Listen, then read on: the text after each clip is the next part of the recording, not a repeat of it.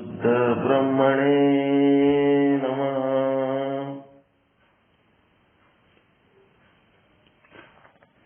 ಸಮಸ್ತ ಶುದ್ಧ ಬ್ರಹ್ಮ ಸ್ವರೂಪರೇ, ತಮ್ಮೆಲ್ಲರಿಗೂ ಅನಂತ ಅನಂತ ಪ್ರಣಾಮಗಳು. ಶ್ರೀ ವಿಚಾರ ಸಾಗರ ಸಾಧು ಶ್ರೀ ನಿಶ್ಚಲ್ ದಾಸ್ಜಿಯವರ ಕೃತಿ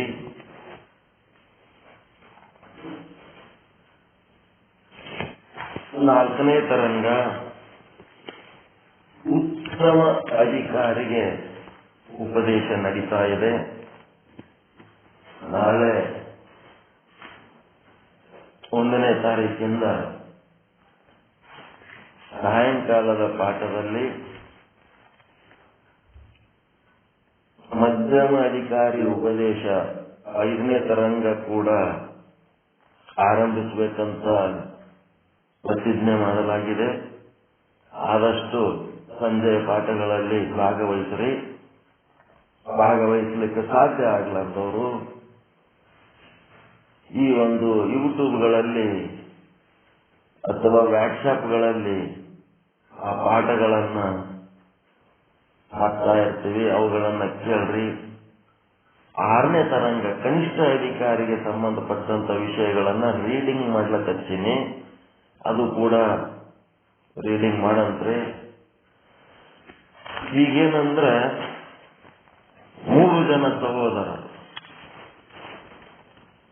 112ನೇ ವಿಷಯಾಂಕ ಏನಂತದ, 3 ಜನ ಸಹೋದರರು ಗೃಹತ್ಯಾಗ ಮಾಡಿ ಸದ್ಗುರುವಿನ ಬಳಿಗೆ ಹೋಗಿ ಏನ್ ಮಾಡ್ಯಾರ, ಶರಣಾಗತರಾಗಿ ಗೃಹತ್ಯಾಗ ಮಾಡಿ ಗುರು ದರ್ಶನ ಮಾಡಿಕೊಂಡು ಗುರುಗಳ ಬಳಿಗೆ ಹೋಗಿ ಏನ್ ಮಾಡಿದ್ರು, ಉದ್ದಕ್ಕೆ ಬಡಿಗೆ ಬಿದ್ದಂಗೆ ಬಿದ್ದರು, ದೀರ್ಘದಂಡ ನಮಸ್ಕಾರ ಮಾಡಿದ್ರು. ಗುರುವಿಗೆ ನಮಸ್ಕಾರ ಮಾಡೋ ಪದ್ಧತಿ ಏನದ ಅಂದ್ರ, ಗುರುಗಳು ಹೆಂಗೆ ಹಾಕಿರಲಕ್ಕ, ಹೆಂಗೆ ಹಾಕಿ ಕುಂತಿರಲಕ್ಕ, ಕಾಲು ಚಾಚ್ಕೊಂಡು ಕುಂದ್ರಲಕ್ಕ, ಕಾಲು ಮಚ್ಕೊಂಡು ಕುಂದ್ರಲಕ್ಕ, ಅವರು ಲುಂಗಿ ತಗೊಂಡು ಕೆಲವೊಬ್ಬರು ಪಾದ ಮುಚ್ಕೊಂಡು ಕೂತಿರ್ತಾರ, ಅವ್ರು ಹೆಂಗೆ ಹಾಕಿ ಕುಂದ್ರಲಕ್ಕ, ಗುರುವನ್ನ ಮುಟ್ಟಬಾರದು. ಇದೊಂದು ತಿಳ್ಕೊಳ್ರಿ, ಗುರುವನ್ನ ಮುಟ್ಟಬಾರದು, ಗುರುವಿನಿಂದ ದೂರ ಇರಬೇಕು. ಗುರುವಿನಿಂದ ದೂರ ಇದ್ದು ಏನ್ ಮಾಡ್ಬೇಕು, ಓದಕ್ಕ ಗುರುವಿನ ಮುಂದ ಬಡಿಗೆ ಬಿದ್ದಂಗ ಬೀಳಬೇಕು. ಆವಾಗ ಇವನು ನನಗೆ ನಮಸ್ಕಾರ ಮಾಡ್ಲಕತ್ತನಂತ ಗುರು ಕರುಣೆ ತೋರಿ ಬಂದು ಆತ ನಿಮ್ಮ 2 ಭುಜಗಳನ್ನ ಹಿಡಿದು ಎತ್ತಬೇಕು. ಒಂದು ವೇಳೆ ಆತ ಎತ್ತಲಿಲ್ಲ ಅಂತಂದ್ರೆ ಒಂದು ಸ್ವಲ್ಪ ಹೊತ್ತು ಬಿಟ್ಟು ನೀವಾಗೆ ಹೇಳ್ಬೇಕೇ ಹೊರತು, ಅದನ್ನ ಬಿಟ್ಟು ನೀವೇ ಒಂದು ಈಟ ಬಗ್ಗೆ ಕೈ ಮುಟ್ಟಿಯನ್ನು ನಮಸ್ಕಾರ ಮಾಡಿ ನೀವೇ ಎದ್ರಿ ಅಂದ್ರೆ ಅದು ನಮಸ್ಕಾರ ಅಲ್ಲವೇ ಅಲ್ಲ. ಆ ರೀತಿಯಾದಂತ ನಮಸ್ಕಾರ. ಮತ್ತೆ ಎತ್ತಾಯ್ತು, ಇಲ್ಲೇ ಬಿದ್ದೀನಿ, ಈ ಮಗ ಎತ್ತವನ್ನ ನೋಡು, ಏನೋ ಓದ್ಕೊತ್ ಕೂತಾನ, ಏನೋ ಮಾಡ್ಕೊತ್ ಕೂತಾನ ಅಂತ ಹೇಳ ಗುರುವಿಗೆ ಬೈಯೋದಿಲ್ಲ. ಎಲ್ಲನೂ ನಿಮ್ಮನ್ನ ನೀವೇ ಮಾಡ್ಕೋಬೇಕು. ಗುರುವಿನ ಬಳಿ ಏನೇನು ಮಾಡೋದಿಲ್ಲ. ಅಲ್ಲಿ ಜ್ಞಾನಕ್ಕಾಗಿ ಹೋಗಿ ಶರಣಾಗತಾಗಿ ಅದೊಂದು ಬಿಟ್ಟರೆ ಉಳಿದದ್ದೆಲ್ಲ ಗುರು ಏನ್ ಮಾಡ್ತಾನ, ಗುರು ಏನ್ ಬಿಡ್ತಾನ, ಅದ್ರ ಬಗ್ಗೆ ನಿಮ್ದು ಏನೂ ಕೆಲಸ ಇಲ್ಲ. ಅಲ್ಲಿ ನಿಮಗೆ ಜ್ಞಾನ ಪಡ್ಕೊಳ್ಳೋದು ನಿಮ್ಮ ಗುರಿ, ಅದರ ಸಲುವಾಗಿ ನಿಮ್ಮ ಲಕ್ಷ್ಯ ಇರ್ಬೇಕಷ್ಟೇ. 3 ಜನ ಸಹೋದರರು ಹೋಗಿ ಗುರು ಶಿಷ್ಯರ ಸಮೂಹ ಕಂಡು ಅವರಿಗೆ ಕೈಲಾಸ ಕಂಡಂಗೆ ಕಂಡರು. ಅಲ್ಲಿ ಸತ್ಸಂಗ ನಡೆದಿತ್ತು. ಅಲ್ಲಿ ಹೋಗಿ ಇವ್ರೇನ್ ಮಾಡಿದ್ರು, ಗುರುಗಳ ಬಳಿಗೆ ಹೋಗಿ ನಮಸ್ಕಾರ ಮಾಡಿ 6 ತಿಂಗಳ ಪರ್ಯಂತ ಗುರುಗಳ ಒಂದು ಸೇವೆ ಮಾಡಿದರು. ಈ ಗುರುಗಳ ಸೇವೆ ಮಾಡುವಂತ ಮಕ್ಕಳು ಇವರೇನು ಸಾಮಾನ್ಯರಲ್ಲ. ಬಾಲ್ಯದಲ್ಲಿ ಅದ್ಭುತವಾದ ಆಟ ಪಾಠಗಳು, ಯೌವನವನ್ನ ಒಳ್ಳೆ ರಾಜಕುಮಾರಿಯರ ಜೊತೆಗೆ ಮದುವೆ ಮಾಡಿಕೊಂಡು ಯೌವನವನ್ನ ಕಳೆದಂತವರು. ಅಂತವರಿಗೆ ವೈರಾಗ್ಯ ಬಂದು ಒಬ್ಬ ಸನ್ಯಾಸಿ ಬಳಿ ಸೇವೆ ಮಾಡಬೇಕಂದ್ರೆ ಬಹಳ ಕಠಿಣ ಕಾರ್ಯ. ಯಾಕೆ ಅವ್ರಿಗೆ ಅದು ಮಾಡ್ಲಿಕ್ಕೆ ಸಾಧ್ಯ ಆಯಿತು ಅಂದ್ರೆ, ಶುಭ ಸಂತತಿ ಮಹಾರಾಜ, ಸದ್ಬುದ್ಧಿ ನಿಧಿ. ಸದ್ಬುದ್ಧಿ ನಿಧಿ ಆಗಿದ್ದಕ್ಕ ಶುಭ ಸಂತತಿ ಮಹಾರಾಜನ ಮಕ್ಕಳು ಇದ್ದಕ್ಕ ಅವರಿಗೆ ಅಂಥದ್ದೊಂದು ಏನಾಯ್ತು, ಗುರುವಿನ ಸೇವೆ, ಗುರುವಿಗೆ ಶರಣಾಗತಿ ಆಗುವಂತ ಒಂದು ಬುದ್ಧಿ ಬಂತು. ಅಂತ ಒಂದು ಸದ್ಬುದ್ಧಿ ನಿಧಿ ಬಂತು. ಈಗಿನವರಿಗೆ ಅವರು ರಾಜ್ಯವನ್ನ ತ್ಯಾಗ ಮಾಡಿ ಹೇಳದೆ ಕೇಳದೆ ಬಂದಂತ ರಾಜಕುಮಾರರವರು ಈಗ ನಮ್ಮವರಿಗೊಂದು ಚೂರು ರೊಕ್ಕ ಬಂತು ಅಂತಂದ್ರೆ ಯಾ ಗುರು ಬೇಡ, ಬಂಧು ಬೇಡ, ಬಳಗ ಬೇಡ ಅಂತೇಳಿ ಒಂದು ಕಾರ್ ತಗೊಂಡು ಓಡಾಡ್ಲಿಕ್ಕೆ ಕೊಡ್ತಾರೆ. ಎಷ್ಟೇ ಸಂಬಂಧಿಸಿದ್ರು ಸಹಿತ ಈ ಬ್ರಹ್ಮಜ್ಞಾನ ಒಂದಿರ್ಲಿಲ್ಲ ಅಂತಂದ್ರ ಅವನೊಬ್ಬ ಮಹಾದರಿದ್ರನೇ ಸರಿ ಅಂತೇಳಿ ಆ ಶುಭ ಸಂತತಿ ಮಹಾರಾಜನ ವಾಕ್ಯವನ್ನ ಕೇಳಿ ಕೇವಲ ಆನಂದ ಕೊಡೋದು ಯಾವುದು ಅಂತಂದ್ರೆ ಈ ಬ್ರಹ್ಮಜ್ಞಾನ, ಬ್ರಹ್ಮ ಸ್ವರೂಪದ ಅನುಭವ. ಈ ದೃಷ್ಟ ಶುದ್ಧ ಬ್ರಹ್ಮನಾಗಿ ದೃಷ್ಟಿ ಶುದ್ಧ ಬ್ರಹ್ಮವನ್ನ ಮಾಡಿಕೊಂಡು ಹರಿಸಿ ಎದುರಿಗಿರುವ ದೃಶ್ಯವನ್ನೆಲ್ಲ ಶುದ್ಧ ಬ್ರಹ್ಮ ಸ್ವರೂಪವನ್ನಾಗಿ ಕಾಣುವುದರಲ್ಲಿ ಇದ್ದ ಆನಂದ ಯಾವ ನಾಮರೂಪ ವ್ಯವಹಾರಗಳಲ್ಲಿ ಇಲ್ಲ ಅನ್ನಂತ ವಿಚಾರ ತಿಳ್ಕೊಂಡು ಮುಂದೆ ಗುರುವಿನ ಸೇವೆಯಲ್ಲಿ ಅವರ ಆಸಕ್ತಿ ವಹಿಸ್ತಾರೆ. ಸರಿಯಾಗಿ ಗುರುವಿನ ಸೇವೆ ಮಾಡ್ತಾ ಇದ್ದಾರೆ. ಎದಕ್ ಮಾಡ್ಲಿಕ್ಕತ್ತಾರ? ಮೋಕ್ಷದ ಇಚ್ಛೆ. ಅವರಿಗೆ ಮೋಕ್ಷ ಬೇಕಾಗ್ಯದ. ಗುರುವಿನ ಸೇವೆ ಮಾಡೋದ್ರಿಂದ ಏನು? ಮೋಕ್ಷದ ಇಚ್ಛೆ ಉಂಟಾಗ್ಯದ, ಮೋಕ್ಷ ಬೇಕಾಗ್ಯದ. ಮೋಕ್ಷದ ಇಚ್ಛೆಯುಳ್ಳ ಬಗ್ಗೆ ಗುರು ಇಟ್ಕೊಂಡು ಬಗ್ಗೆ ಗುರುವಿನ ಸೇವೆ ಮಾಡ್ತಿದ್ದಾರ.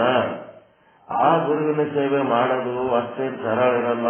ಬಹಳ ಹಠಾತ್ಗೇಡಿ ಕೆಲಸಗಳಿರ್ತಾವ. ಅವ ಗುರು ಹೇಳೋದಕ್ಕಿಂತ ಮೊದಲೇ ಹೇಳ್ಬೇಕು, ಗುರು ಹೇಳೋದಕ್ಕಿಂತ ಮೊದಲೇ ಹೇಳ್ಬೇಕು, ಗುರು ಮಲ್ಕೊಂಡು ನಂತರ ಮಲ್ಕೋಬೇಕು. ಮತ್ತೆ ಸುತ್ತಮುತ್ತ ಹೋಗಿ ತಾನು ಸ್ನಾನ ಮಾಡಿ ಗುರುವಿನ ಸ್ನಾನ ಪೂಜೆ ಮುಗಿಸೋದ್ರಾಗೆ ಭಿಕ್ಷಾಟನೆ ಮಾಡಿಕೊಂಡು ತಂದು ಪ್ರಸಾದವನ್ನ ಗುರುವಿನ ಮುಂದೆ ಇಡಬೇಕು. ಆ ಗುರು ತಾನು ಉಣ್ಣುವಾಗ ಇವನಿಗೊಂದು ತುತ್ತು ಕೊಟ್ರೆ ಉಣ್ಣಬೇಕು. ಅವನೇ ಎಲ್ಲ ಉಂಡನಂದ್ರೆ ಎಲ್ಲ ನನಗೆ ಕೊಡ್ಲಾರ್ದೆ ಉಂಡನ ನೋಡು ಅಂತ ಅನ್ನಂಗಿಲ್ಲ. ಅವನು ಪರೀಕ್ಷೆ ಮಾಡುವುದಕ್ಕೆ ಒಂದೊಂದು ದಿವಸ ಶಿಷ್ಯನಿಗೆ ಉಪವಾಸ ಆಗ್ತಿರ್ತಾನ, 2 ದಿವಸ ಉಪವಾಸ ಆಗ್ತಾನ, 3 ದಿವಸ ಉಪವಾಸ ಆಗ್ತಾನ. ಮತ್ತೆ ನಾವು ಏನು ಉಲ್ಯ ಇಲ್ಲ ಚಳಕೆ ಗಾಬರಿಯಾಗಿ ಯಾವ ಮನೆಗಳಿಗೆ ಭಿಕ್ಷಾಟನೆ ಮಾಡ್ಲಕ್ಕೆ ಹೋಗಿರಿ ಅಲ್ಲಿ ಸೆಕೆಂಡ್ ರೌಂಡ್ ಭಿಕ್ಷಾಟನೆ ಮಾಡ್ಲಕ್ಕೆ ಹೋಗಂಗಿಲ್ಲ. ಮತ್ತೆ ಇಬ್ಬರಿಗೆ ಆಗಷ್ಟು ಜಾಸ್ತಿ ನೀಡಿಸ್ಕೊಂಡ್ಬರ್ಬೇಕಂತೇಳಿ ಜಗ್ಗಿ ಮನೆಗಳು ತಿರುಗಾಡಿ ಅದು ಭಿಕ್ಷೆ ಮಾಡ್ಕೊಂಡು ಬರಂಗಿಲ್ಲ. ಗುರುವಿನ ಸೇವೆ ಒಳಗ ಬಹಳಷ್ಟು ಪದ್ಧತಿಗಳದವ.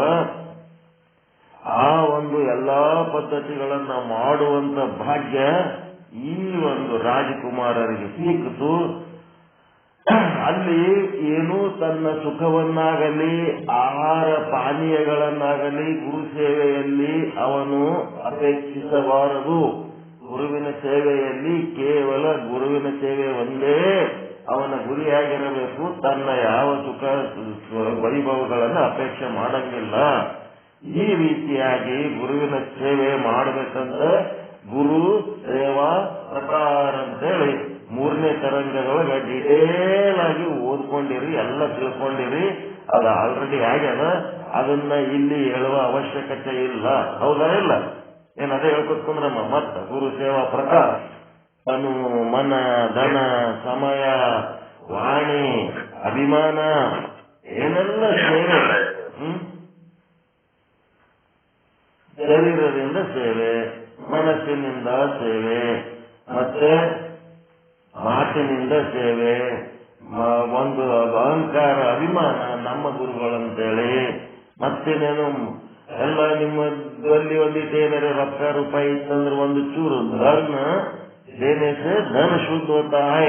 ನಿಮ್ಮ ದುಡ್ಡು ಶುದ್ಧ ಆಗ್ಬೇಕು, ಪ್ರಸಾದ ಆಗ್ಬೇಕು ಅಂದ್ರೆ ಒಂಚೂರು ಗುರುವಿಗೆ ಅದನ್ನ ಕೊಡಬೇಕು. ಗುರುವಿಗೆ ಏನು ಬೇಕಾಗಿರಲ್ಲ. ಗುರು ಕೊಡ್ಲಕ್ಕ ಕೂತಿರ್ತಾನ, ತಗೊಳಕ್ ಕೂತಿರಂಗಿಲ್ಲ. ನೀವು ಶುದ್ಧ ಆಗಿರೋ ಸಲುವಾಗಿ ಗುರುವಿಗೆ ಕೊಡಬೇಕು.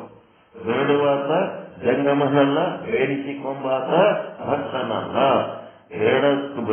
ತನ್ನ ರೊಕ್ಕ ಶುದ್ಧ ಆಗೋದ್ರ ಸಲುವಾಗಿ ತಾನು ಕೊಡ್ಬೇಕೆ ಹೊರತು ಗುರುವಿಗೆ ಕೊಡ್ತೀನಿ ಅನ್ನೋದು ತಲೆಯಾಗಿ ಇಟ್ಕೋಬಾರ್ದು.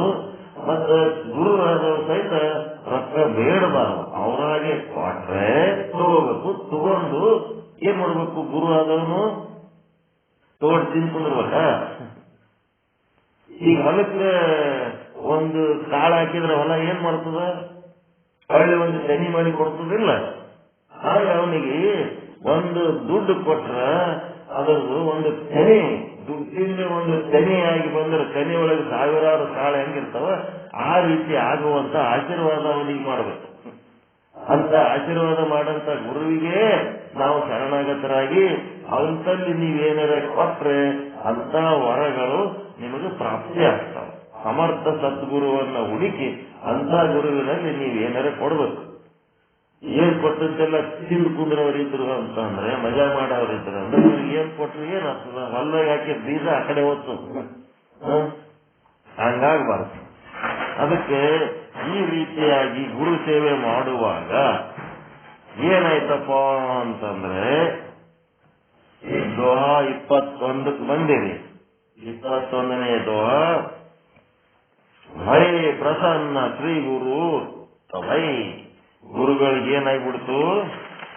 ಸಬ್ಬಾಯಿ ಅಂತಂದ್ರೆ ಆವಾಗ, ಯಾವಾಗ ತಬ್ ಅಂತಂದ್ರೇನು ಆವಾಗ, ಯಾವಾಗ 6 ತಿಂಗಳು ಸೇವಾ ಮಾಡಿದ ನಂತರ, 6 ತಿಂಗಳ ಸೇವೆ ಮಾಡಿದ ನಂತರ ಪೂಜೆ ಹುರಿದು ಬಾನಿ.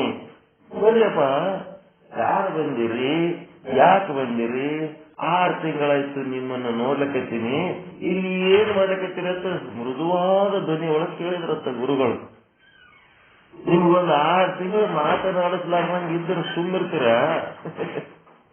ಎಲ್ಲರ ಹೋಗಿ ಗುರುಗಳ ಹತ್ರ ಹೋಗಿ ಒಂದ್ 6 ತಿಂಗಳು ನೀವು ಏನು ಮಾತಾಡ್ಸಿಲ್ಲ ಅಂದ್ರೆ ಸುಮ್ಮಿರ್ತೀರ? ಯಾಕೆ ಒಟ್ಟೆ ಮಾತಾಡ್ಸಲ್ಲ? ಇವನ್ ಬಲ್ಲಿ ಎಷ್ಟು ದಿನ ಇದ್ರದ ಏನು ಉಪಯೋಗದ ಚಕ್ಕೆ ಬಿಟ್ಟೋಗಿರ ಇಲ್ಲ? ಹೆಂಗ ನೋಡ್ರಿ, 6 ತಿಂಗಳ ನಂತರ ಮಾತಾಡ್ಸ್ಯಾರ ಗುರುಗಳು. ಈ ಕಾರಣ ತುಮ ತಾತತಿವು ಹೊಸವು ಕೋನು ಕಹ ಆನಿ.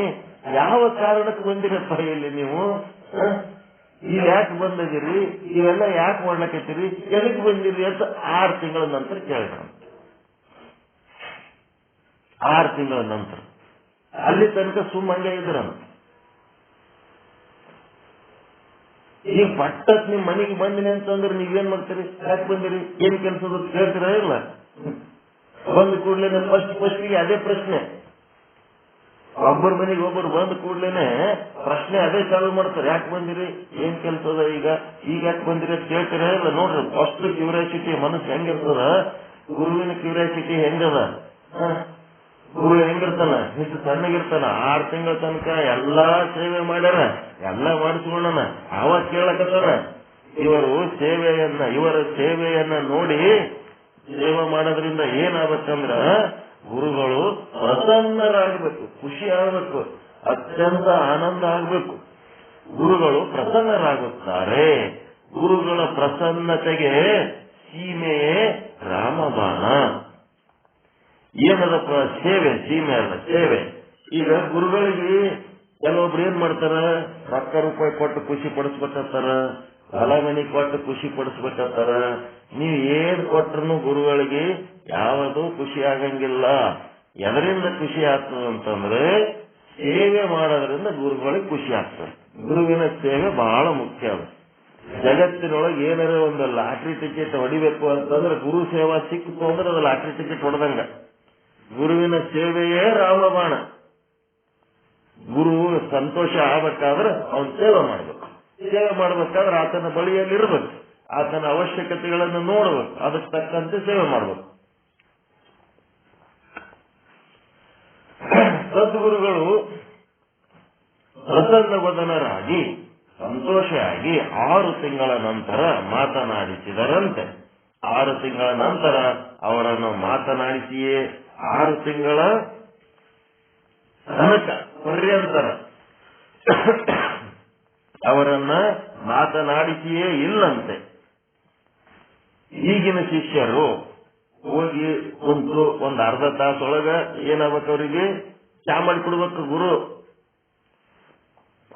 ಮಠದಾಗ ಚಾ ಇಲ್ಲ ಅಂತಂದ್ರ ಓಡೋಗ್ಬಿಡ್ತಾರ. ಅಲ್ಲಿ ಮಠಕ್ಕೆ ಹೋದ್ರೆ ಗಂಟೆಗಟ್ಟಲೆ ಕೂತ್ರು ಒಂದ್ ಕಪ್ ಚಾ ಮಾಡಿಕೊಡಂಗಿಲ್ಲ ಸ್ವಾಮಿ ಅಂತಾರಂತ. ಚಾ ಇಲ್ಲ ಅಂತಂದ್ರೆ ಅವ ಯಾತ್ರ ಸ್ವಾಮಿ ಚಾ ಮಾಡ್ಕೊಡ್ಬೇಕವ ಗುರು ಆದವನು. ಇಲ್ಲಿ ಈಗ ಇರೋದು ಚಹಾದ ಇಚ್ಛಾ ಕಂಪನಿ, ಮೋಕ್ಷದ ಇಚ್ಛಾ ಕಂಪನಿ ಅಲ್ಲ. ಯಾರ ಮನೆಗೆ ಹೋದ್ರೂ ಚಹಾ ಬೇಡ್ತಿರ್ತಾರ.